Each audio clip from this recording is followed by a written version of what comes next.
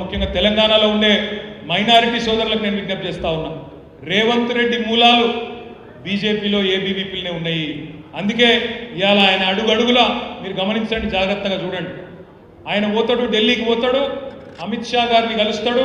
కలిసిన తర్వాత ఇక్కడ మా కౌశిక్ రెడ్డి గారు ఎమ్మెల్సీ ఉండే, కడియం శ్రీహరి గారు ఎమ్మెల్సీ ఉండే, ఇద్దరు ఒకటే రోజు రాజీనామా చేసింది. రాజీనామా చేసినాక ఇక్కడ ఏర్పడ్డ ఖాళీల బులెటిన్ కూడా ఒకటేసారి వెళ్ళింది. కానీ ఎలక్షన్లు మాత్రం 2 సార్లు పెడతారట. అదే 2 సీట్లకు ఒకటేసారి ఖాళీ అయిన సీట్లకు 2 సార్లు ఎలక్షన్ ఎందుకు పెడతారు? రేవంత్ రెడ్డి పోతాడు, అమిత్ షాని కలుస్తాడు, గంటకు నోటిఫికేషన్లు 2 అలగలగా వస్తాయి. ఎందుకు? 2 అలగలగా నోటిఫికేషన్లు వస్తే 2 సీట్లు కాంగ్రెస్కే పోతాయి. ఒకటేసారి 2 ఎన్నికలు వస్తే 1 సీటు కాంగ్రెస్కు, ఇంకో సీటు మనకు వస్తుంది. 2 అలగలగా అయ్యి 2 కాంగ్రెస్కే పోవాలి. అవసరమైతే బీజేపీ బలకబడకపోయినా పర్వాలేదు, బీఆర్ఎస్ ఖతం కావాలన్నదే ఆ 2 పార్టీల యొక్క ఒప్పందం. అందుకే నేను మీకు విజ్ఞప్తి చేస్తా ఉన్నా, ఎవరెవరికి అక్రమ సంబంధాలు ఉన్నాయి, ఎవరు ఎవరితో అంటగాగుతున్నారు, ఎవరు లోపాయికారి ఒప్పందాలు కుదుర్చుకుంటున్నారో తెలంగాణలోని మైనారిటీ సోదరులకు, ముస్లిం మైనారిటీలు కానీ, క్రిస్టియన్ మైనారిటీలు కానీ, సిక్కు సోదరులు కానీ అర్థం చేసుకోవాలని చెప్పి నేను కోరుతా ఉన్నా. రేపటి రోజున కరీంనగర్ పార్లమెంటులో కూడా ఇక్కడ బీజేపీని నిలువరించాలి అంటే మీరు ఖచ్చితంగా ఓటేయాల్సింది బీఆర్ఎస్కు తప్ప కాంగ్రెస్కు ఓటేస్తే అది బీజేపీకే లాభం అవుతుందనే మాటను కూడా నేను ఇక్కడ ఉండే మైనారిటీ సోదరులకు ప్రత్యేకంగా నేను విజ్ఞప్తి చేస్తా ఉన్నాను. ఈ రహస్య ఒప్పందాలు, ఈ చీకటి సంబంధాలు, వాళ్ళిద్దరి మధ్యన జరుగుతున్న ఏవైతే లోపాయికారి అవగాహనలు ఉన్నాయో దీన్ని ఎండగట్టవలసిన బాధ్యత తెలంగాణ బలగమైన మీ మీదనే ఉన్నది. నేను మీ అందరితో ముగించే ముందు ప్రార్థించేది ఒకటే, ఇంకా చాలా ఉన్నాయి చెప్పాలంటే, కానీ ముగించే ముందు మీకు చేసే విజ్ఞప్తి ఒకటే. మీరు దయచేసి హుజురాబాద్లో ఉన్న వాళ్ళు సిరిసిల్లలో ఏమవుతుందో మీరు ఆలోచించకండి. మీరు హుజురాబాద్ గురించే ఫికర్ చేయండి.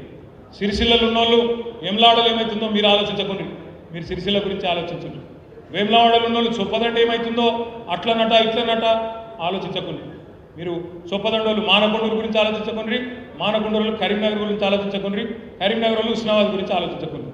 ఎవల కాన్స్టిట్యున్సీ వాళ్ళు, ఎవల గ్రామం వాళ్ళు, ఎవల బూత్ వాళ్ళు, మీ బూతుల మెజారిటీ ఎట్లా దేవాలనో 2189 బూతులలో ఎట్లా మీ గ్రామంలో, మీ వార్డులో, మీ మున్సిపాలిటీలో మన పార్టీకి మెజారిటీ దేవాలనో దయచేసి దాని మీద దృష్టి పెట్టండి. దయచేసి కంటెంట్ మీరు తయారు చేయండి. మీ గ్రామంలో ఉండే కరెంటు కోతల గురించి ఒక వీడియో తీయండి. మీ గ్రామంలో రైతు బంధు రాక బాధపడుతున్న రైతు దగ్గర పోయి ఒక వీడియో తీయండి, అది మాకు పంపండి. ఇప్పుడు ఇచ్చిన నెంబర్లు ఉన్నాయి కదా, వాటికి పంపండి. వాటిని రాష్ట్రం మొత్తం చూపెడదాం. కేవలం మీ గ్రామంలోనే కాదు, కరీంనగర్ లోక్సభ నుంచి వచ్చే వీడియోలు రాష్ట్రం మొత్తం చూపెడదాం. ఏ రకంగా కాంగ్రెస్ ప్రభుత్వం వచ్చినాక మనకు అన్యాయం జరిగిందో మాట్లాడించండి. విద్యార్థులను అడగండి, కరీంనగర్కు మెడికల్ కాలేజ్ తెచ్చింది ఎవరు అడగండి. బండి సంజయ్ 5 ఏళ్లలో ఎంపీగా ఏమన్నా తెచ్చిందా తమ్మి మీ ఊరికి అని చెప్పి అక్కడ తమ్ముళ్ళని అడగండి. బండి సంజయ్ ఎంపీగా ఎన్నడన్నా ముఖం చూపెట్టిందా మీ మండలంలో అని చెప్పి అక్కడ ఉండే తమ్ముళ్ళని అడిగి వీడియోలు తీయండి. ఈ పని మీరు చేయగలిగితే ఇటు బీజేపీ అటు కాంగ్రెసు ఇద్దరి యొక్క చిల్లర ప్రచారాన్ని తుత్తున్యలు చేసే ఆయుధాలను, సామాగ్రిని, అణుగుండు సామాగ్రి మొత్తాన్ని మీరు మాకు అందించిన వాళ్ళు అవుతారు. అందుకే మిమ్మల్ని దయచేసి ప్రార్థించేది, 2189 బూతులలో ప్రతి బూత్కొక మన తెలంగాణ బలగంలోని ఒక తమ్ముడిని, ఒక చెల్లెల్ని సోషల్ మీడియా వారియర్గా అపాయింట్ చేసుకుందాం. ప్రతి మండలాల్లో ఒక వార్ రూమ్ పెట్టుకుందాం. ప్రతి నియోజకవర్గంలో ఒక సోషల్ మీడియా కన్వీనర్ని, పార్లమెంటు నియోజకవర్గ పరిధిలో కూడా ఒక సోషల్ మీడియా కన్వీనర్ని పెట్టుకొని బ్రహ్మాండంగా కింది నుండి మీ దాకా నిర్మాణం చేసుకుందాం. కేవలం లోక్సభ కోసమే కాదు, భవిష్యత్తు కోసం మరొక 10 కాలాల పాటు ఏ గుంపు మేస్త్రి వచ్చి బొందబెడతానన్నా కూడా వాళ్ళను బొందబెట్టే విధంగా ఒక సైన్యాన్ని తయారు చేసుకుందాం.